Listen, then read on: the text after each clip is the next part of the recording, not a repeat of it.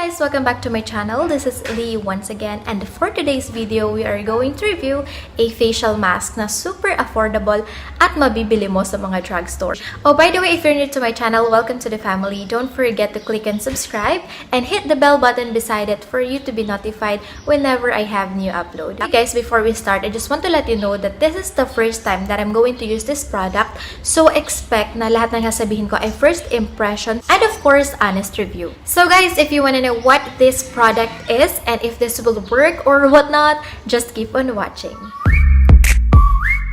Make 'em whistle like a missile, bomb, bomb. Every time I show up, blow up. Alright guys, so here are the products that we are going to review. We have Megan Firm and Brightening Peel Off Gel Mask. This one claims to remove blackheads and brighten skin. It has a cucumber extract. And the second one is the Megan Detox and Lightening Peel Off Clay Mask. So yung isa gel mask, yung isa clay mask. As far as I know, merong tatlong variants yung Megan mask. Yung isa is yung Megan Lift and Rejuvenating. Gel mask din siya. And that one also claims to remove blackheads and rejuvenate skin. Meron din siyang gold collagen. Na-try ko na yun guys, and sobrang sakit na talaga pag tinatanggal. Alam mo yung parang yung balat mo na yung pinupunit mo. Kasi sobrang dikit na dikit siya talaga. Although, oo, may mga natanggal talaga ng whiteheads. Kaya lang talagang tiis ganda. Eh ako sobrang baba ng tolerance ko sa pain. Kung ikaw mataas yung tolerance mo sa pain at sa tingin mo kaya mo naman, you can actually try that. Pero ako, hindi ko na talaga yun uulitin. Sobrang sakit talaga. Ay naku, ang dami ng daldal. Bilisan na nga natin at subukan na natin to. Oh, by the way guys, ang daming by the way! Since I want to review this product in one sitting, what I'm going to do is I'm going to apply the gel mask sa kalahati ng face ko and yung clay mask naman with charcoal extract sa kalahati ng face ko para magkaalaman na tayo guys, one-on-one. So, let's do it. Ang amoy niya is parang glue. La. Ayan siya, guys. Parang sipon, iyo. So, here it is. May cucumber naman siya na may pagka-glue. Ewan ko, para sa akin lang. Okay, so apply na natin siya.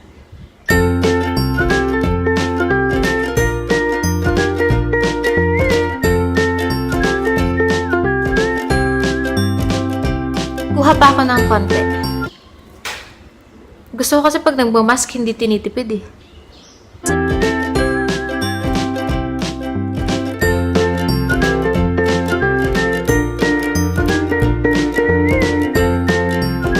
Ang bilis niya guys mag-dry up kapag kalagay mo sa face mo, i-blend mo siya agad. Malamig siya guys sa skin. Siyempre, focus tayo dito sa may bandang ilong kasi dyan yung pinapamahaya ng ating mga blackheads at whiteheads. Yung mga sumpa. Dito din. Dito sa may baba rin. Okay, so ito naman yung try natin. The Peel Off Clay Mask. Ito naman, yung amoy niya is charcoal. Amoy nito? Hindi ko masabi. Teka lang, magpunas muna ako ng kamay ko. Okay. Hindi ko pa masabi kung ano yung amoy nito. But, eto siya guys. Oh. So, ilalagay natin na siya.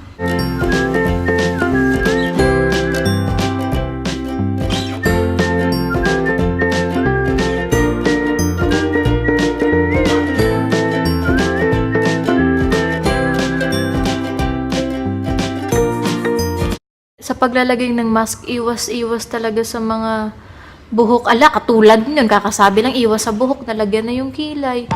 Wala siya. Kasi sobrang sakit yan guys kapag nasama siya, kapag pinil mo na yung mask. Excuse me.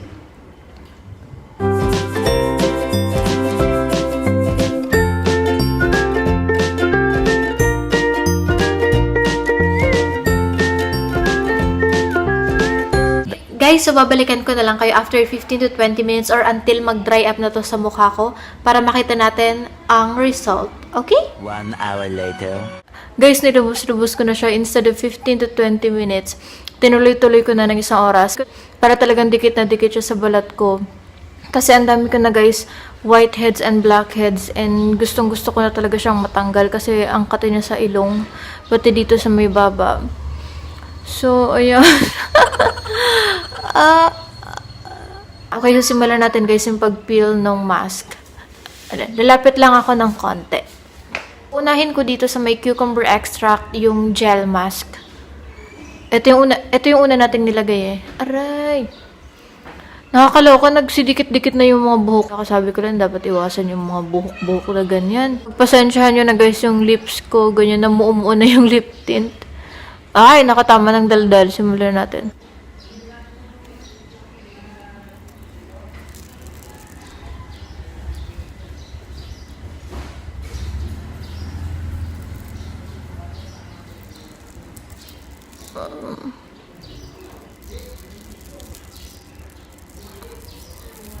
May nakuha ba? Aray. Aw.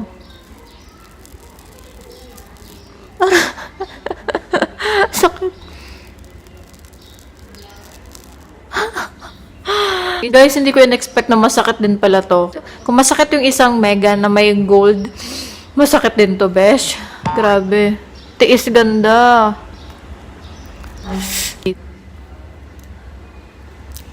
Hahatiin ko na lang muna to para makita natin yung difference, no? Kasi ito lang talaga yung tatanggalin natin. Aray. Oh my God. Aray. Sakit.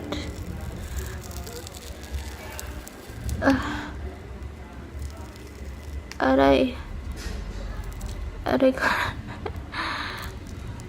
Pinupunit ko lang yung sa isa. Ow! Tignan nyo guys, ang lutong.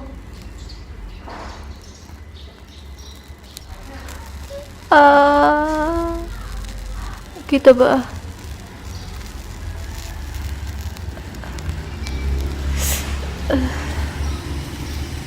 Ayun guys, yung sa bandang ilong ko, tingnan mo.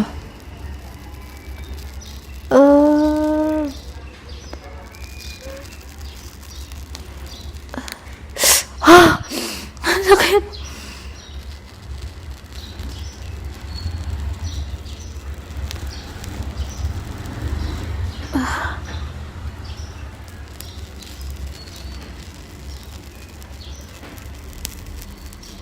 Hindi ko alam kung may nakukuha.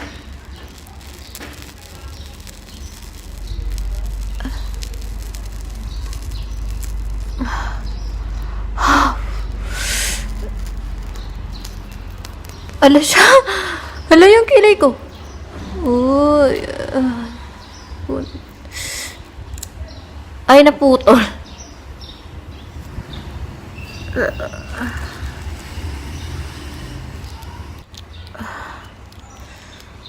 Aray.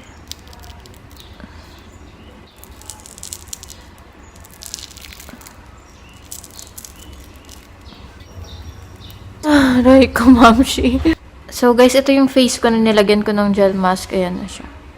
Actually guys, parang wala namang natanggal na blackheads and whiteheads. Ang natanggal is yung buhok ko.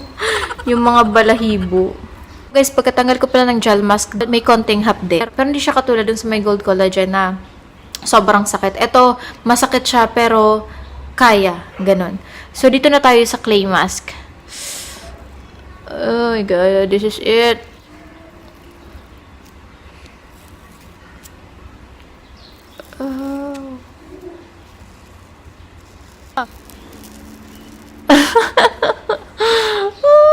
Mama. Aray.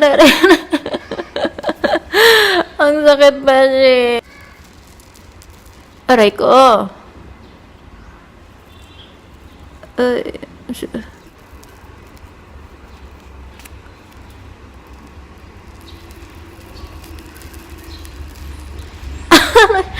Aray ko, beshi.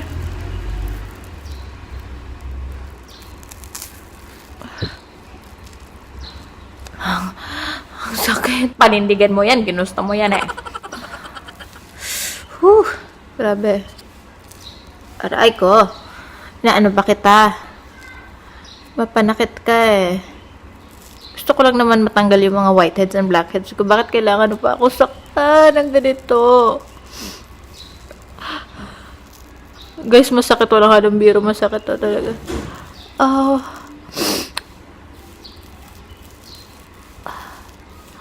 May nakikita ba kayo? Oh my God! May natanggal, guys. Natanggal siya. Pero may mga naiwan din.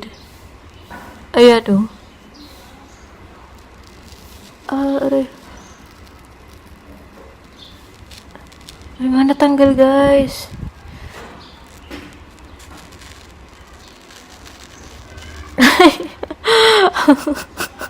Naiyak na ako. Aray, aray. Mama. Sakit. Mas masakit pa to sa paghihiwalay yun ng jowa nyo.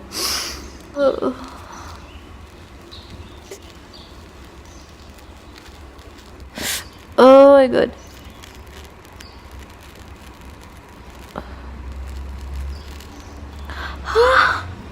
Sakit, Beshi.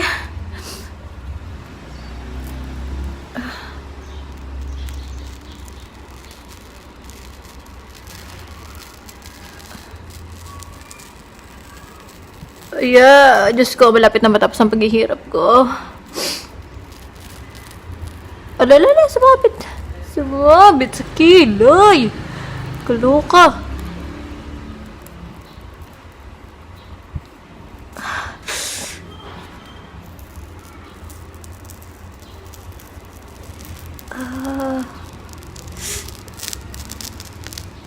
Grabe, ang lutong. Grabe, guys.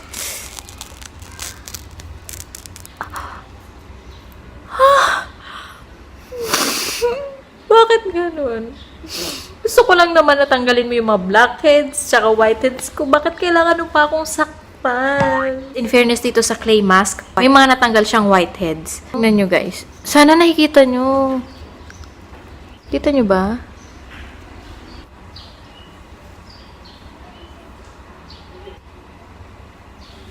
Ayan. Grabe kayong dalawa, pinahirapan nyo ako Ang sakit Nung tinanggal ko guys yung clay mask, same lang naman yung naramdaman ko nung tinanggal ko yung gel mask. Pareho siya mahapdi pag tinanggal, pero mas napaluha ako nung isa. Ito guys na gel mask na cucumber, para sa akin walang masyadong natanggal na whiteheads and blackheads. Pero dito sa clay mask na charcoal, mga natanggal siya na whiteheads, pero hindi siya ganun karami. And para sa akin guys, mas matagal mawala yung after feel nung charcoal clay mask compared dun sa gel mask, and medyo makati siya sa ilong. At tingnan nyo naman guys, ang dami pang naiwan dyan. Ayan, ang dami pang naiwan na whiteheads. So, syempre, hindi naman siguro yun one time, big time nawawala, diba? Kaya nga, diba, use at least 2 or 3 times a week. Few inches later. So, ayan guys, kakatapos ko lang maghilamos. And after ko maghilamos, mas naramdaman ko yung effect nung mask na ginamit ko. Pero guys, yung texture is siguro mga 75% lang. Lalo dito sa my nose area. Kasi may mga naiwan pa din na whiteheads. And dito sa my chin. And compared dun sa dalawa, sa clay mask and dun sa gel mask, mas ramdam ko na mas smooth yung dito sa face ko kumpara dito sa kabila. Guys, if you're going to ask me if I'm going to recommend this product, yes, I will recommend this product. Pero kung mababa yung tolerance mo sa pain, you might have second thoughts about it. Kasi guys, walang halong biro, mahapdi talaga siya pag tinanggal. As in, yung mga kiniklaim nila guys, katulad ng deeply cleanses pores and helps remove blackheads and brighten skin, leaving your skin smooth, firm, and healthy. Tapos yung helps remove impurities and lighten skin, leaving your skin looking fresh and glowing. Siguro pag consistent mo na siyang ginagamit, makikita mo yung result niya. Pero kapag isang beses mo pa lang siya ginamit, medyo hindi gaan. So yeah, that's all from me today guys. Thank you so much for watching this video and see you on my next video. Bye!